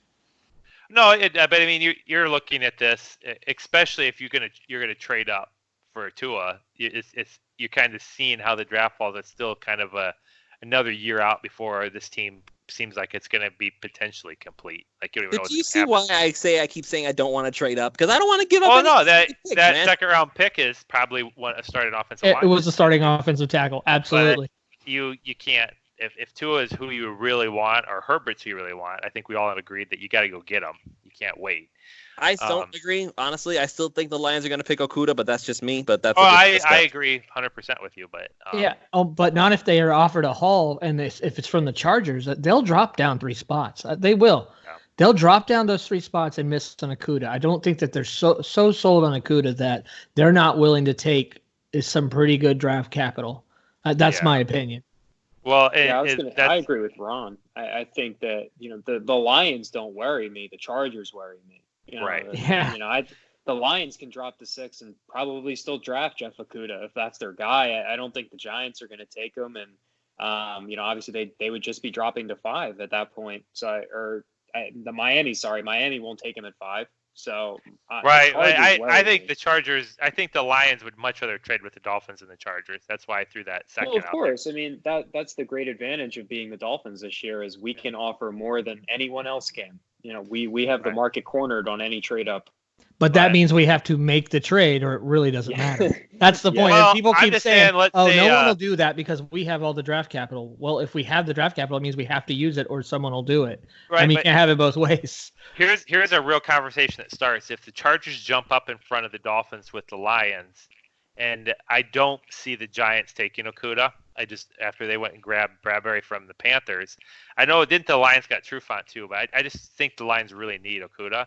If you're the Lions and the Dolphins now are at 5 and Okudah's on the board, there's several teams in the NFL that would love to get Okudah right now. He's substantially higher than any other corners, and I think this is a weaker draft class for corners. And so I'm suddenly thinking about shopping that pick. And if I'm the Lions, I'm worried about the Dolphins doing that because I'm be like, who wants Okudah? We've got him here at 5. You're shopping that pick, and that gets a little scary because where's Herbert going to go? Where's Love going to go? And those that's conversations you start having with the Dolphins. New England. Well, those players are on the board still, so you can start to fall back a little bit for a team that might want to jump up from like the 10 range, where you can still get your quarterback. And now we're picking up another second-round pick or another first-round pick possibly with our current guys, so that takes care of our offensive line. So, yeah, that's an interesting strategy, Chad. I don't know that that's really been brought up before, or I've really heard that mentioned. It's not unrealistic. That's the aftermath if somebody jumps up with the Lions, is now you have that corner in the mix. And it wouldn't shock me if the Dolphins even just take him to put him in the mix and have 3 really good corners in today's NFL. There's nothing wrong with that. But not if Simmons is on the board still, though. They better not. Either one of those guys. Dream, man. The dream. Yeah, that's my dream. Yeah. But that's the scenario we're talking about if we didn't go get Tua and we went and got Tua in this draft. And so now we've lost. So we've traded our 2 7ths. We've traded our 4th. And so we've got Biadasz now. And so our 5th round pick is our next where we're at. Highsmith went right after Biadasz. I want you to know, just so we're aware. Okay, so now we're just going tick-tock down the clock. So we got to get to our 5th rounders now. So I'm trying to. I wonder if there's a way to make it go faster. No, I can't. I've already started going. So just push the button and don't pause it. It'll get there. Yeah. So the Dolphins have already picked 6 guys. So Tua, Xavier McKinney, Javon Kinlaw, Austin Jackson, Cam Akers, Tyler Biadasz. Now, we still got a few picks to go. Obviously, our pick is coming up now. A.J. Dillon just went from Boston College. Good thing we went and picked up Akers. All right, so Dolphins are up again. According to the needs list here, edge is still on there. I don't know why they want us to pick a wide receiver. It doesn't make any sense to me. Corner, linebacker, and corner again for some reason. So now we have ourselves an interesting situation. So we only have this. We have 154. Did we trade away the other one? I can't remember if we did or not. All right. We traded 1/5 to move up. 1/5. Yeah. Okay. All right. So now we have our top picks here. So we've addressed quarterback, we've addressed tackle, we've addressed the inside of the line, safety, running back. That's all been taken care of. So now this is top prospects. This is where we start looking for bargains, right? So we have Trajan Bandy from Miami out of the U. Isaiah Hodgins from Oregon State. So Harrison Hand out of Temple. He's a corner. Darrington Evans out of Appalachian State. He's a running back. I don't know. This is where things get a little difficult. So Jack Driscoll from Auburn is still on the board. What do you think about him, Dante? Do you think we should double up on tackle? I'd consider it. I have Driscoll rated at 103 on my board, so I think he's about a 4th rounder. I think he's a right tackle, probably. I mean, those position lines have kind of blurred over the years, I think. But, Driscoll's really solid. He doesn't have a ton of athletic upside. I don't think he's going to be, probably not even a Pro Bowler. I think he's probably an average starter at the next level. But again, we're sitting here in the 5th round. So I think if you can get maybe an average starter in the 5th round, I think at worst, Driscoll might be a guard. I think at worst, that's probably what he is. We need that too. Yeah, I was about to say. I think at tackle we need depth too. Like we still short on. And you have to consider the importance of the right. swing. You have to also consider the importance of the right tackle position for the future because Tua is left-handed. I mean, in this scenario, we drafted Tua, so it is also a thought too that right tackle becomes a little bit more important now. Oh, absolutely. I'm looking right now though what we did that our 2021 draft. One of those 2 first-round picks is going to be another tackle. That's already what I'm. Absolutely, assuming we have them, etc. Yeah. So I would consider Driscoll, or of the guys you mentioned, Harrison Hand is a player that I had the privilege of covering this year. I covered Temple football. I'm a beat reporter for them. And, he's a guy he's tough as nails. He's got good ball skills. He played corner at Temple. I think he's a safety at the next That's how level, he's listed here. He's listed as a corner here. Hey, and you put safety. You put those guys in. We mentioned this last week. I really believe Flores can develop corners that are in this range. Yeah. So you give him somebody that has a little bit of upside. I mean, if he can develop an undrafted free agent, he can develop a 5th rounder. Yeah, I mean, I would consider either Hand or Driscoll. I'll let you guys hash that out, but I think as someone who's spent a lot of time with Harrison Hand. I think he'd be worth a pick here as well, if you're not confident in what you see in Driscoll. But, again, it's a long show, but this is what the draft is, gentlemen. This is what it is. It's different scouts saying, this is what I've seen, this is what I've seen, well, this is what I've seen on this guy, and just kind of discussing which one is the best choice to make. This is what the draft is all about. We are the war room right now. I'm going with Hand just because I think you can probably, for what Driscoll's giving you can probably pick up a free agent and get a similar. I don't see Driscoll ever becoming one of our starting tackles. To me, he gives you depth this year, but you mean an undrafted free agent, Chad? Is that what you're talking about? Well, there's a big difference between grabbing like depth and some older free agent versus grabbing a young guy that could develop, because that young guy, there's always the unknown of maybe he explodes, maybe he surprises. That older free agent isn't going to surprise. Oh, no, I agree. I just feel like which player has the potential of becoming at least a decent starter. And I feel like at this point, giving those D-backs to Flores, he could turn that guy into. And let's be honest, I think more than anybody in the league, Flores likes to run like up to 6 defensive back sets. He likes a lot of D-backs on the field in his defense. And so I'm just thinking, what if Bobby McCain gets injured, or what if Nick Needham gets injured right away? Having a guy like this, maybe Flores can have him ready somewhere by the middle of the season like he did with Needham, and he gives you some depth because Flores absolutely wants to run a lot of corners on the field. So I don't know. All right, so now here's the discussion that I'm thinking of in my head. So I always like to do BPA, and that's why I ask you guys, but this is where I'm going to think of it now, so I'm going to give my input. Dolphins are stacked in the secondary right now. There's not going to be a lot of space left for this guy. Like, I'm sure Harrison, like you said, Harrison Hand, Dante, he's really good. You covered him. But here's the thing. Dolphins currently have Nick Needham. He's going to be a slot guy, I assume, because there's already Byron Jones and Xavier Howard, who I still pray to God the Dolphins keep him and don't try to use him as trade bait or something. They're not trade Xavier Howard. Yeah, so Howard and Jones are your boundaries. Needham is your slot/depth third corner guy. And then you have, of course, Bobby McCain, Eric Rowe, and we just drafted Xavier McKinney, who we assume is going to eventually start, which means either McCain or Rowe is going to get bumped. Right away. So I think, and Nick we also Needham's have that solid, guy we just picked up. I think Nick Needham's always going to be best served as being like your 5th or 6th corner in the defense. I don't think he's going to be your starting slot corner. I just don't think he's. I think he's a little limited. He's the priority reserve, right? So you're Bobby McCain. If you drafted Xavier McKinney, I would assume it'll be him and Rowe would be your safeties.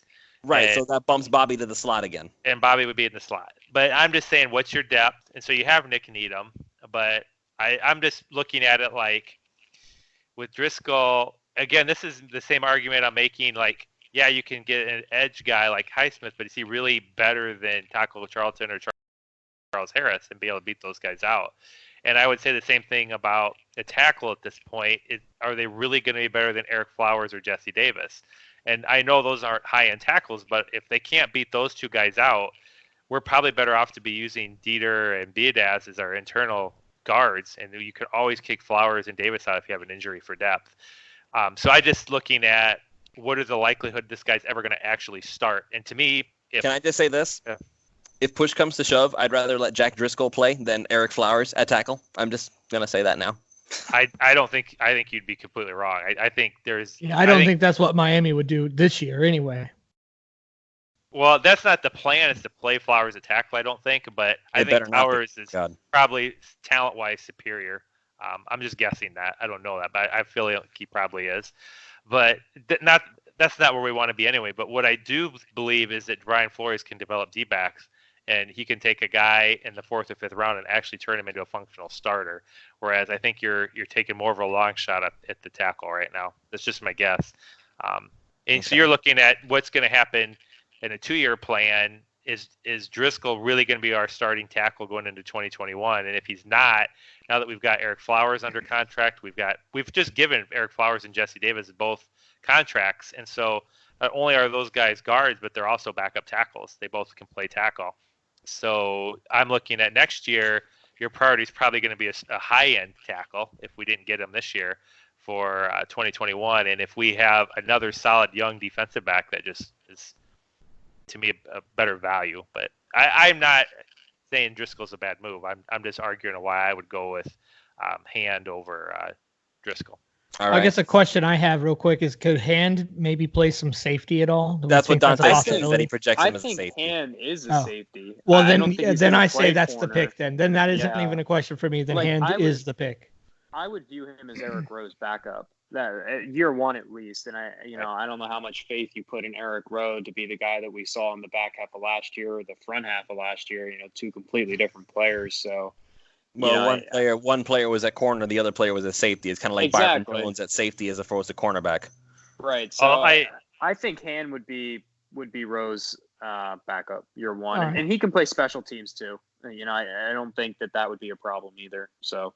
I say that's the pick then, in my opinion. That All sold it for me, the safety piece, because we're really heavy in cornerback. We're really light in safety.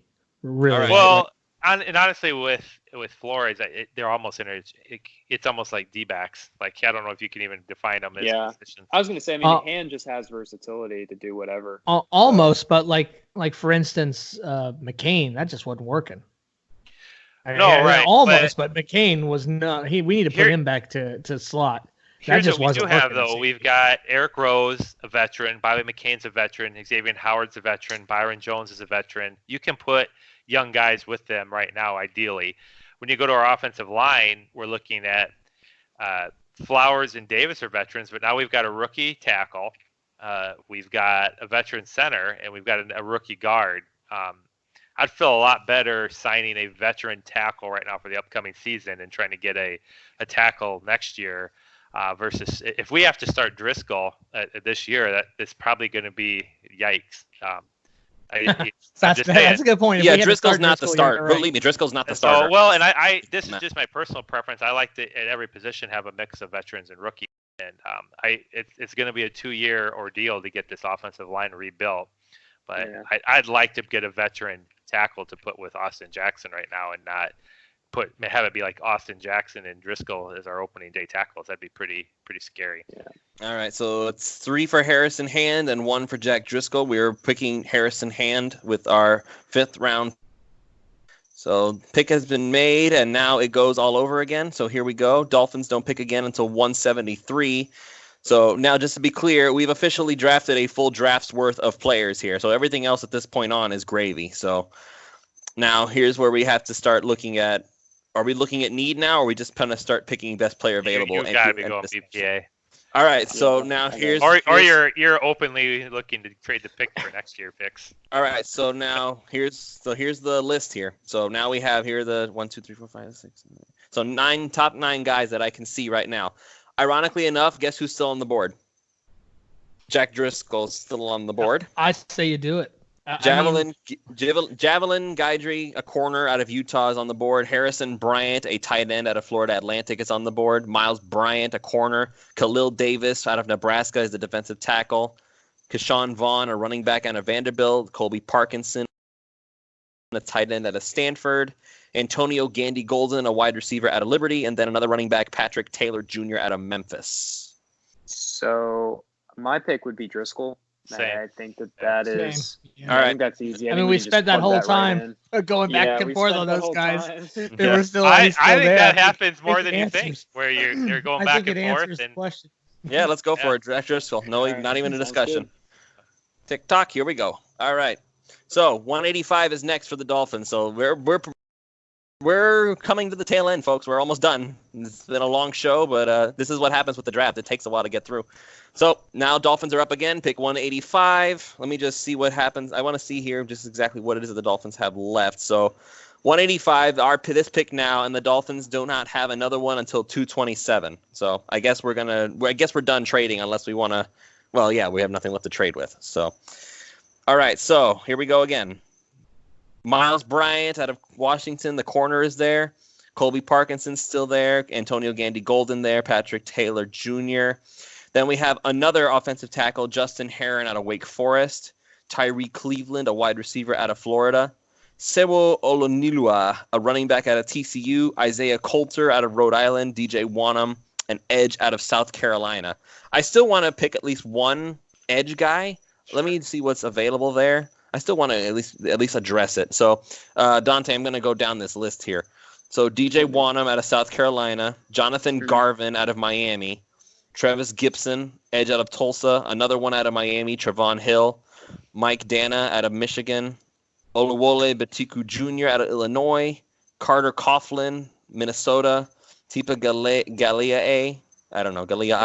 Utah State, Kadir Shepard out of Ole Miss. Wait a minute. All right, Ross is at the door. Uh-oh. Hey, guys. I was just on the Michigan phone. Cam Wake's thinking about going one more year. Oh, boy. No, I know I wanted that. I wanted that for a long time. You still want to draft your edge guy? Why do you do that to me, Chad? For real? I'm just saying. Why can't we have both? Why can't we have both? I still think you draft an edge here. I mean, I don't know why Cam Wake would prevent you from drafting an edge here. He's not going to stay around more than 1 year. I think that's the retirement tour. I want it. Edge here would still be smart. Yeah, I was just kidding. All right, so I mean, I went down the list. Garvin, I guess, because I've read some things about him. He's got potential. He's just not he's not gonna be a superstar by any means, but there's something there. Maybe Andre Branchish. Yeah, I'm completely fine with best edge player available. I probably, if I'm looking at a position, I'm looking at best running back maybe available or best edge, because I don't know that with the two backs we have, we've drafted one and we've got Howard, and we still have Patrick Laird, White Lightning. Don't forget about him. I don't know. I like Laird in that room. I say he'll be in that running back room this year again. I thought he looked good too. I don't have any issue if I'm thinking a running back right now probably is going to be competing with the backs we have on the team for the 3 Yeah. and 4. All right, so that's I say we Patrick just go Taylor. edge. Okay, so we're going edge. So top guys there. That's Garvin and DJ Wanham out of South Carolina. I don't know if you know anything about them. They're literally ranked 185 and 186 with Draft Network. My pick would be Travis Gibson from Tulsa. Any particular reason? I think he's a better scheme fit for what Miami wants to do. He fits their prototype as an edge setter. He's got really good length. He's stout against the run. So I think he's more of Miami's prototype. And, when you're talking day 3, I think things like that are important. Sure. So he would be my pick there. But DJ Wanham is definitely a comparable player, and so is Jonathan Garvin. I think, it really just comes down to preference at that point. For me, it would be Gibson, but if you guys have a different opinion, I'm listening to my scout. Here we go. Dante. Okay. If he doesn't make the Pro Bowl in 3 years, we're getting new scouts. So There you go. That's how I like it works, right? All right, so Travis Gibson, Tulsa, making the pick. Boop. All right, Dolphins have 1 pick left, gentlemen. We'll have picked 9 players from this draft. No, this is pick number 10. That's right. We traded away 2 7th-round picks. 1, 2, 3, Thank 4, God. 5, Thank God it's 6, right. 7, 8, 9. Yeah, this is going to be 10 picks. Even with all those trades we made, there's still 10 picks that the Dolphins are going to be making in this draft for us. Can you just imagine that for a second? 10 picks. I don't have to imagine it. I'm living it right now. yeah. And that's assuming the Dolphins do make that trade up to go get Tua. And the talent would be even higher if we don't. I think the moral of the story here is what you want to do is use these later round picks as capital to try to move up in the 2nd and 3rd rounds. I very much agree with Chad on that one. I think that's very smart. All right, this is the last pick. So Let's top do it. 5. A lot of wide receivers on this board right now. Khalija Lipscomb out of Vanderbilt, Benjamin Victor out of Ohio State. Right behind him, Austin Mack, also Ohio State. Aaron Parker out of Rhode Island. All those are wide receivers. Cornerback A.J. Green out of Oklahoma State. Jeff Thomas out of Miami. Desmond Patman out of Washington State. Kendrick Rogers out of Texas A&M. All wide receivers again. And then Raekwon Williams, a defensive tackle out of Michigan State. I kind of like another D tackle, but I'll let you guys go. Well, I was gonna say is in realism, trying to be realistic of what happened, I think we're going to possibly see when we start to get into this really late in the draft. I think we might see a lot of local school people, school guys start to disappear, to start to get drafted by Miami. A lot of teams might do that. You might see New England take a few Boston. They're gonna maybe draft the people they could actually sneak in some time with and speak with and talk to and maybe look at during this whole pandemic situation. It's possible. I'm not saying that that's a reason for us to go in a direction. It's just something that popped in my mind, so I wanted to kind of throw it out that we shouldn't be surprised to see teams maybe do that a little bit. I could be wrong, but just kind of wanted to throw that out there as what might happen in real life. No, I disagree. Sorry, I was gonna throw it to our scout here, Jeff Thomas out of Miami. The U, Dante. I mean, look, he's a speed guy. I think if you're looking for someone who's gonna, what's that? Like anti-U? That was like upside down U. Like the upside down Christmas tree. You're looking at practice squad guys right now at best. Yeah, so. I mean, I think Thomas is a speed guy. That's pretty much it. In a straight line, he's really fast. But he's super raw. But again, it's the 7th round. I mean, could he replace Albert Wilson? No.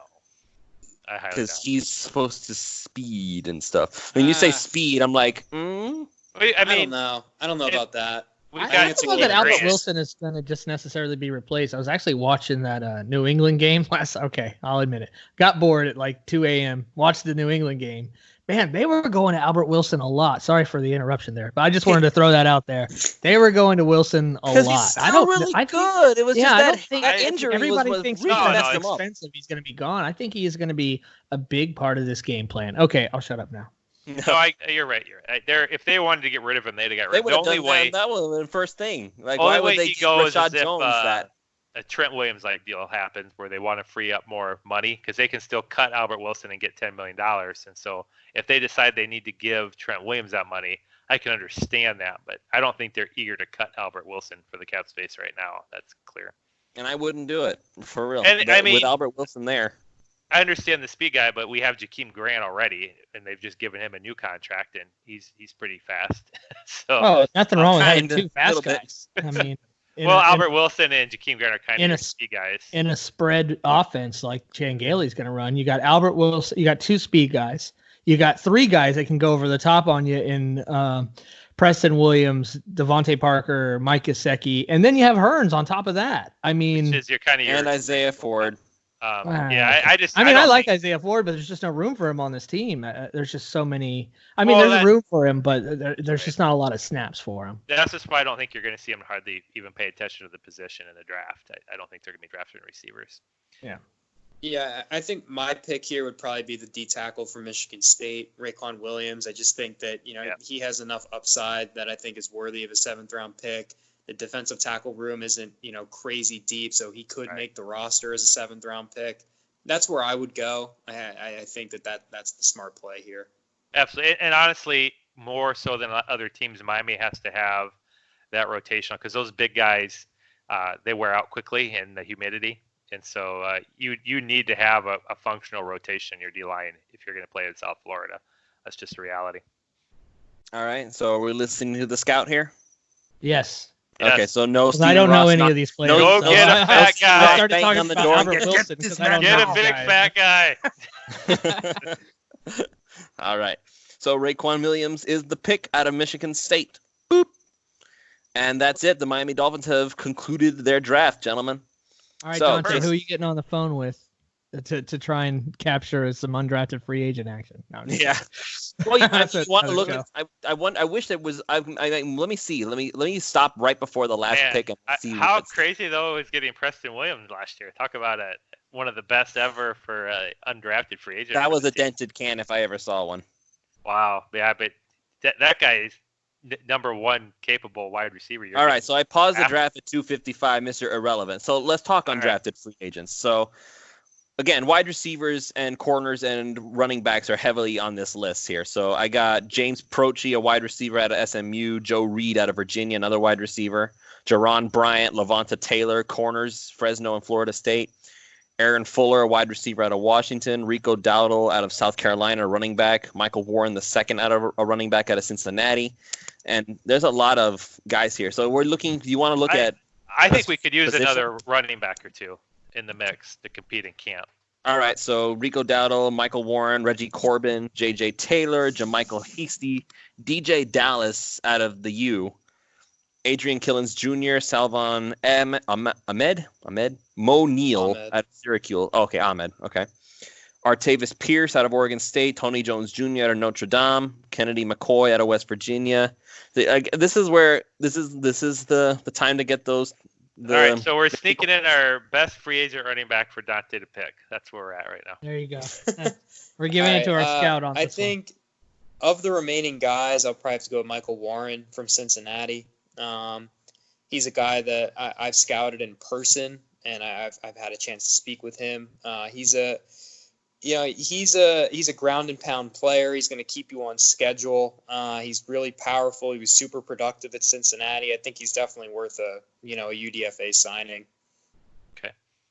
Do you guys see any fullback? I mean, right now we got Chandler Cox from last year still, and this new linebacker we brought over from New England played fullback like 15 times last year. But is there a fullback? Do they rank fullback separate, Lewis? No, they're considered running backs. Okay, never mind that. I'm just going with Warren because Dante's our scout. He's the guy. Yeah, I mean, there's like one fullback from like a D3 school, but I can't place his name off the top of my head. Is he on? Would he be on this list? Brian Hare, out of where? Do you know where? No, I don't. It's like he's got like a crazy name. That's why it rings a bell to me. But Pete Guerrero, Monmouth. No, Deshaun I don't know, but I think maybe a fullback you could look at like tight end, maybe like some flex guys who convert to fullback. All right, so Dalton Keene from Virginia Tech is a name that rings a bell. He's not there. He's not there. He's not on this list. I'm looking at I like a guy. Joey Magnifico.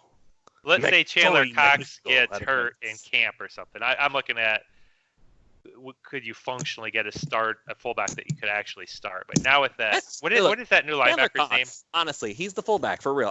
But what if Chandler Cox gets blocks hurt? To you, buddy? Yeah, Cox blocks. That's fine. I also we got to consider how many running backs do you think they're really bringing to camp? We already have 6 on the roster. We just drafted one / will draft one likely. And Gaskin's still there. So yeah. I just feel like I don't know that we go and get any more running backs. Maybe I don't know how much talent you have with Gaskins and Laird. Laird, then they're going to be cutting. Don't trash. You don't Laird, like okay? Laird much. You don't like Laird, do you, Chad? I like him just fine. I just think he's limited talent wise. But you know what? Frank Gore was limited talented wise. So I think he has. He can play a role. He can do some stuff. He can catch it. He can throw it. Man, he was a killer at Cal. He way overachieved. I thought he looked good when he played for. Way overachieved in Cal. That's why when I saw we got him, I was actually excited about. Forgotten man again from Arizona State. Which one? Our running back. Balaj. I think he's a forgotten guy right now, but he's. I wonder why. I mean, he has nothing to prove. Remember? Because he's already proved.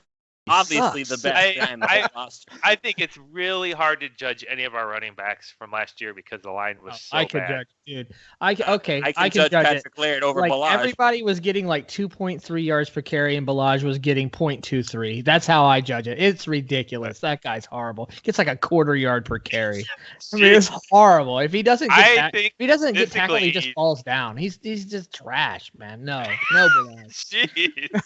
I think physically he's superior to Gaskins and Laird, to be honest, but maybe he's not as good of a natural. He's not equal to go like Gaskin and no, Chad. No, I'm gonna call you on that one. No way, no bloody way. That's like saying I'm superior scientist to Stephen Hawking or something. You know. I think you're having a debate about Stephen Hawking dead, so I guess you would be. So I think you're having a debate about backs that struggle to make a lot of football teams in the NFL right now. How about I'll say this? How about I say that Patrick Laird still makes this squad, and no chance Balaj does. I wonder if he'll even be on the 90 when camp hits. He'll be on the 90, but I have my doubts. I mean, if we go and draft a guy, we pick up a guy or two and undrafted. I don't know that he makes the 90. I don't know. I think he's 91 or 92. He'll make the 90. He will make the 90. I'm sure that he will. What? Why? Why is he even still there? Because he's a draft pick. Yeah, whatever. Not by these guys. Well, I guess by Greer.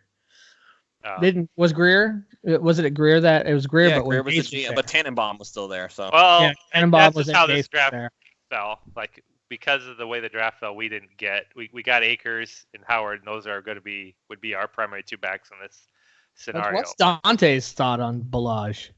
He's We haven't heard terrible. you say. Yeah, okay, there. He's Thank you. He's terrible. not good. Yeah, he's not good. He's Our not scout good. says he's not good. That's Done. politically That's correct. all we need to know. Ron's Yeah. like, he's trash. Dante's like, he's not good. So that's the Yeah. same thing. Awful. All right. Awful. I'm not going to go to bat for him. I was just. If you were gonna pick one player to go to bat for, I would not pick that guy. How about you pick somebody else? No, I'm not. I'm not advocating Kalen Balaj. All I right, just so my didn't know if battery's running low, so we're gonna go ahead and get ready to wrap this up. So just to Real, recap real quick, let's throw in there.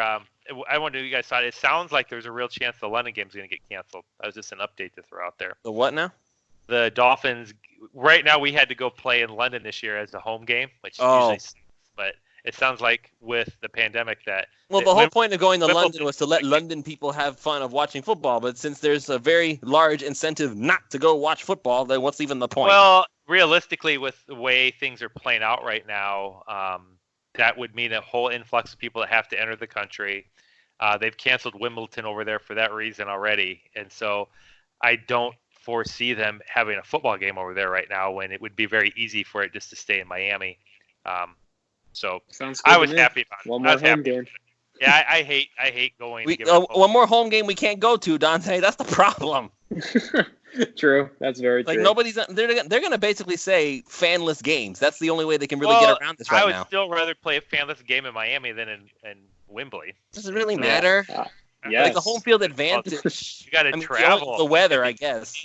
Humidity The and heat. traveling. Yeah, Yeah. the heat. We got the heat in Miami. I think that matters a little bit. Oh yeah, I'm absolutely. hopeful that we might be able to actually have a regular. I mean, maybe I'm just over hopeful. I'm hopeful we might be able to have a regular NFL season. That's. I mean, and we're talking that's- about what, September, October. I mean, it's I- it's possible. I think We've done a that's- pretty good job with the mitigation thing. So Well, that's a- I think that's a it's wishful post-show thinking. discussion, actually. Wishful thinking to have full stadiums, but I do think we'll have the games even if you're just watching them. They'll still be very entertaining to watch. So they could give it limited seating just to spread people out. I mean, I don't No, know we're if that gonna get really to hear works or signal not. calls But I'm and just stuff. I you just know. realized we're gonna get to have signal calls and stuff. Like we're gonna hear Fitzpatrick yelling and shouting, and it's like, watch this guy. We're gonna get to hear all of that. Everybody's mic'd up now. it'd be kind of fun actually, because the home field element would be completely different. Because Well, I mean, even if you're playing away games. I say for TV, you CG people in the stands, and for the players, you pipe in crowd noise. Yeah, And then we'll hear Right. that too. And it'd be Get like the you just put some piping CG crowd. there, some stock Yep. footage. It's like some That'd be guy in funny. his 80s Dolphins gear. Yeah, you just cut to that. The guy with the guy in the Twitter profile looks like this. He's got like the tattoo on his Oh, belly. Dolphins Just kinda- douche. Yeah. Dolphins, yeah. Yeah, that's funny. I knew exactly when you said the guy in the Twitter profile. I knew where you were going with it. Well, it's gonna be a We gotta really throw the gorillas in there somewhere. They gotta be there. Oh If yeah, there's exactly. no, Chris Parker. He has to be there somewhere. You gotta throw him in there Yeah, somewhere. that's true. You got to have some Chris Right. Parker there. I'll go on record. If there's no people in the stands, it's already gonna probably be a tougher year for the Patriots. But they can't hide their camera guys. It's still so they're gonna really Nice. struggle. I have to put them in the press box. Yeah. All right, gentlemen. So let me just recap real quick what we did here. So number 3 overall, Tua Tagovailoa traded up to get him. Xavier McKinney at safety from Alabama. So 2 Alabama guys with the first 2 first-round picks. Then Javon Kinlaw. We got Austin Jackson on offensive tackle. Cam Akers, Tyler Biadasz, Harrison Hand, Jack Driscoll, Travis Gibson, and Raekwon Williams. And that is all of our 10 picks. Not a bad draft, I would say. I don't know if I'd give it an A+ because we had to trade up, get rid of some of our second rounders, but I will give it an A. We got Tua. It's an A++. Yes, and it it's was an the A++ moment we drafted it. now. Let's see what happens in 2021. If he like God forbid, no, I'm not even gonna say it because I'll jinx it. No, Anyway, yeah, don't say it. all right. So it was a long show, and I appreciate you guys for hanging on this long. But it was really fun to discuss all this stuff. I don't know if we'll do another one like this anytime soon, but we are gonna be checking this all out as the time goes on. Well- We still got plenty of time to hang out. Well, here's Let's the thing. let's do the 2021 next week. Now, why don't I mean? Here's the thing. 2021 mock. We feel like, hey, we just did a mock, so we don't need to do another mock. But why not? Why don't we do another mock next week? But we don't move up for Tua. Maybe we considered some other moves up. Let's do the Herbert at 5 mock. It's going to be a different. Yeah, let's do Herbert at 5. Tua would have fallen to 5. Seriously, he would have. Let's do Herbert at 5, or let's do Simmons at 5 if he's there. Not take a quarterback and wait and see where we could get Love or Herbert. I mean, we could mix it up. We don't have to go 7 rounds with it. Maybe we just go 3 or 4. But why not mix it up? Because it's going to be different every time, which will lead to different conversations about different players and different strategies. I mean, I don't think it's a horrible idea. It's going to be a completely different show. Why not? If we go like just a few rounds, I think if we go a full thing, then we just can't go liberal with our ability. We need Dante if we're going like 6 and 7. So sounds good. Hey, you know what? One of them we could, just for gits and shiggles. Why not see what it takes to get up to 1 and just do it and see what the draft looks like? And then we say, see, this is why you don't do it. Now you have Burrow and nobody else. Hey, it's a thought, though, because we're just playing. I mean, it's not real. It's just to see what it would look like. You know what it would look like? The Cincinnati Bengals, because that's exactly what they're headed for right now. Yeah, we would then be the Cincinnati Bengals, and they would be Burrow us. And nobody else. And they would be us. They would have Herbert and a whole bunch of linemen, and they'd have they'd have running backs, and they'd have everything. Yep. And they still have Zach Taylor as their coach, so there's that. Yeah, good point. All right, so thank you all so much for joining us. Dante, Ron, Chad, thank you so much. I'm going to go ahead and cut this off here. Thank you all so much for joining us, and we'll see you all next week for another episode of the Dolphins Brawl. Good night.